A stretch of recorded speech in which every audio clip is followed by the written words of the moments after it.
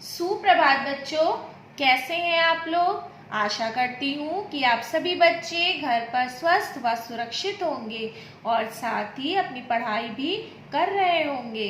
बच्चों, आज हम हिंदी व्याकरण का पाठ 17 सर्वनाम पढ़ेंगे। आज का हमारा पाठ है पाठ 17 सर्वनाम। यह पाठ कक्षा 6 के छात्रों के लिए है। बच्चों, आज हम पढ़ेंगे सर्वनाम। सर्वनाम शब्द का अर्थ है सबके लिए नाम। सर्वनाम सभी प्रकार के नामों के स्थान पर प्रयोग किए जाते हैं, इसलिए संज्ञा के समान ही ये विकारी शब्द होते हैं।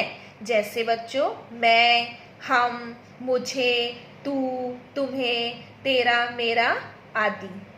अब मैं कुछ वाक्य को पढ़ूंगी जिसे आपको अच्छे से सुनना होगा। रिया ने रिया के मन में सोचा कि रिया आज शाम को ही रिया की माँ के साथ रिया की सहेली के घर मान्या की माता जी से मिलने जाएगी।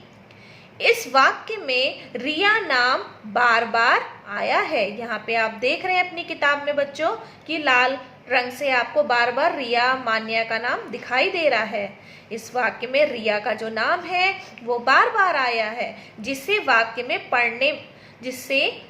पढ़ने में बहुत अटपटा सा लग रहा है। रिया ने फिर हम इसको सही तरीके से अगर पढ़ेंगे, इसमें सर्वनाम शब्दों का प्रयोग करेंगे, तब ये पढ़ने में सही से समझ में आएगा, सही वाक्य बनेगा। देखिए, मैं सिर्फ पढ़ती हूँ। रिया ने अपने मन में सोचा कि वह आज शाम को ही अपनी माँ के साथ अपनी सहेली के घर उसकी माता जी से मिलने जाएगी। अब ये वाक्य क्या हो गया, सही तरीके से बन गया। इसके पहले जो बच्चों मैंने पढ़ा था कि रिया ने रिया के मन में सोचा कि रिया, ये क्या है, एक अटपटा सा वाक्य है, ये सही वाक्य नहीं है, क्योंकि इसमें बार बार क्या है, रिया रिया का नाम शब्द आ रहा है। लेकिन उसमें जब हमने नाम के साथ सर्वनाम शब्दों का प्रयोग किया तो ये क्या हो गया, सही वाक्य बन गया और इसका अटपटापन भी दूर हो गया। रिया और मान्या के स्थान पर प्रयुक्त शब्द अपने व या अपनी, उसकी क्या है, सर्वनाम शब्द है। जैसा कि मैंने अभी आपको बताया बच्चों कि सर्वनाम शब्द का क्या अर्थ है, सबके लिए नाम। सर्वनाम की परिभाषा होती है कि जो शब्द संज्ञा के स्थान पर प्रयुक्त किए जाते हैं उन्हें हम सर्वनाम कहते हैं। जैसे कि अभी मैंने इस वाक्यों में प्रयोग किया, अपने व अपनी, ये चीज क्या है, ये संज्ञा के जगह पर वो शब्दों का प्रयोग किया जाता है, वह सर्वनाम शब्द कहलाते हैं।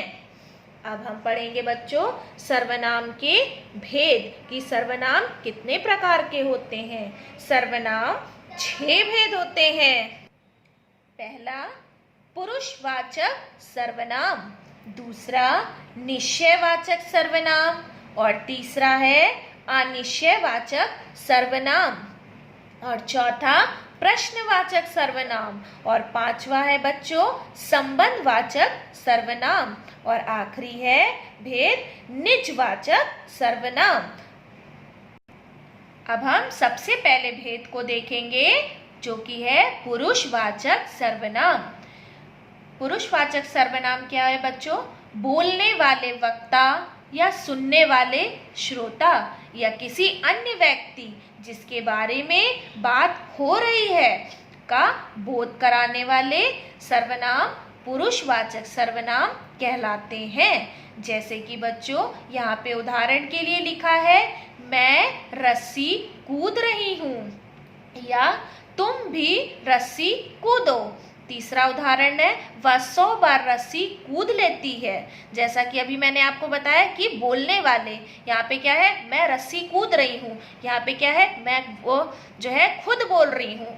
और दूसरा है, तुम भी रस्सी कूदो, यहाँ पे दूसरे से बोल रही है और वो क्या कर रहा है, सुन रहा है और यहाँ पर दूसरे व्यक्ति के लिए बात की जा रही है तो वो क्या कहलाते हैं? पुरुषवाचक सर्वनाम कहलाते हैं। इस प्रकार पुरुषवाचक सर्वनाम 3 प्रकार के होते हैं। पुरुषवाचक सर्वनाम के भी बच्चों 3 भेद होते हैं। पहला है उत्तम पुरुषवाचक और दूसरा मध्यम पुरुषवाचक और तीसरा है अन्य पुरुषवाचक। तो सबसे पहले हम देखेंगे उत्तम पुरुषवाचक सर्वनाम। वक्ता या लेखक जिन सर्वनामों का प्रयोग अपने लिए करता है उसे उत्तम पुरुषवाचक सर्वनाम कहते हैं, जैसे मैं, हम, मेरा, हमारा, हमसे आदि। दूसरा है मध्यम पुरुषवाचक सर्वनाम। वक्ता या लेखक, वक्ता मतलब बोलने वाला और लेखक लिखने वाला, द्वारा जिन सर्वनामों का प्रयोग श्रोता या सुनने वाले के लिए किया जाता है उन्हें मध्यम पुरुषवाचक सर्वनाम कहते हैं, जैसे तू, तुम, आप, तेरा, तुम्हारा आदि। फिर है ग, अन्य पुरुषवाचक सर्वनाम। वक्ता या लेखक जिन सर्वनामों का प्रयोग अपने और श्रोता के अतिरिक्त किसी अन्य व्यक्ति के लिए करता है उसे अन्य पुरुषवाचक सर्वनाम कहते हैं, जैसे वह, वे, उसे, उन्हें आदि।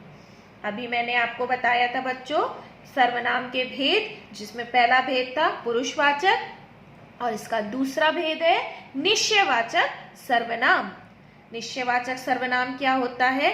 जिस सर्वनाम के द्वारा किसी पास या दूर की वस्तु या व्यक्ति का निश्चित रूप से बोध होता है उसे निश्चयवाचक सर्वनाम कहते हैं, जैसे यह, वह, यही, वही, इसी, उसी आदि। यहाँ पे हम चित्र में देखेंगे बच्चों, यह मेरी घड़ी है और वह अंकित का दोस्त है। यहाँ पे यह और वह क्या है बच्चों?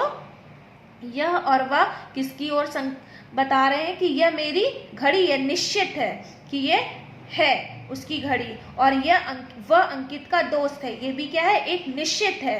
तो इन वाक्यों में यह, वह, यही क्या है? सर्वनाम निश्चित वस्तु या व्यक्ति की ओर संकेत कर रहे हैं, बता रहे हैं, तो ये क्या है? निश्चयवाचक सर्वनाम है। अब देखेंगे हम सर्वनाम का तीसरा भेद है अनिश्चयवाचक सर्वनाम। ये होता है बच्चों सर्वनाम जिन सर्वनामों से किसी वस्तु या व्यक्ति के विषय में कोई निश्चित बोध ना हो, मतलब कोई भी निश्चित बोध नहीं हो, उसे अनिश्चयवाचक सर्वनाम कहते हैं। इसमें जैसे कोई, कुछ, किसी, किन्हीं आदि। यहाँ पे हम देखेंगे उदाहरण के लिए बच्चों, जैसे झाड़ियों के पीछे कोई है। यहाँ पे ये नहीं पता है कि झाड़ी के पीछे कौन है, ये निश्चित नहीं है, बस क्या है? कोई है, कोई भी हो सकता है, क्योंकि ये समझ में नहीं है। फिर दूसरा है माँ पानी में कुछ पड़ा है। कुछ पड़ा है, क्या पड़ा है ये नहीं पता, ये निश्चित नहीं है। तो क्या है यहाँ पे बच्चों? इन वाक्यों में कोई और कुछ अनिश्चित वस्तु या व्यक्ति की ओर संकेत कर रहे हैं, मतलब बता रहे हैं, अतः ये अनिश्चयवाचक सर्वनाम है। फिर है हमारा चौथा भेद, जो कि है प्रश्नवाचक सर्वनाम। जिन सर्वनामों से किसी व्यक्ति या वस्तु या स्थान के बारे में प्रश्न का बोध हो उन्हें प्रश्नवाचक सर्वनाम कहते हैं, जैसे बच्चों कौन, क्या, किसने, किसे आदि। यहाँ पे हम उदाहरण के लिए देखेंगे, लिखा है दिखाओ तुम्हारे बस्ते में क्या है, या यह शोर कौन मचा रहा है, या तो फिर यह किसका पेन है। इन वाक्यों में क्या, कौन और किसका शब्दों का प्रयोग किसी वस्तु या व्यक्ति के बारे में प्रश्न पूछने के लिए किया जाता है, अतः ये प्रश्नवाचक सर्वनाम है। इनके प्रयोग से वाक्य प्रश्नवाचक बन जाते हैं। यहाँ पे आप देख रहे हैं बच्चों कि क्या लिखा है? तो दिखाओ तुम्हारे बस्ते में क्या है। ये क्या है? प्रश्नवाचक है। क्या, कौन, किसने, किसे। और देखिए शब्द वाक्य के बाद में आखिरी में क्या लगा है, प्रश्नवाचक चिन्ह। जब हम किसी चीज को पूछते हैं, प्रश्न को बताते हैं, पूछते हैं कि यह शोर कौन मचा रहा है, ये किसका पेन है, ये घर किसका है, ऐसी बात प्रश्नों को अगर हम पूछते हैं तो ये क्या है, जो है हमें ये प्रश्नवाचक सर्वनाम है। क्या, कौन, किसका, इनके प्रयोग से वाक्य प्रश्नवाचक बन जाते हैं। अब पांचवा है हमारा संबंधवाचक सर्वनाम। इन सर्वनामों का प्रयोग वाक्य में प्रयुक्त दूसरे संज्ञा या सर्वनामों से संबंध बताने के लिए किया जाता है। उन्हें संबंधवाचक सर्वनाम कहते हैं। जैसे बच्चों जो, सो, या जिसकी, उसकी, या जिसने, उसने, जो, वह आदि। यहाँ पे बच्चों उदाहरण के लिए हम देखेंगे, जैसे जो करेगा सो भरेगा। दूसरा उदाहरण, जिन्हें पिकनिक पर जाना है वे अपना नाम लिखा दें। तीसरा उदाहरण, जो मेहनत करेगा वह फल पाएगा। इन वाक्यों में सो और वे और वह का संबंध क्रमशः जो, जिन्हें और जो से प्रकट हो रहा है, अतः ये संबंधवाचक सर्वनाम है।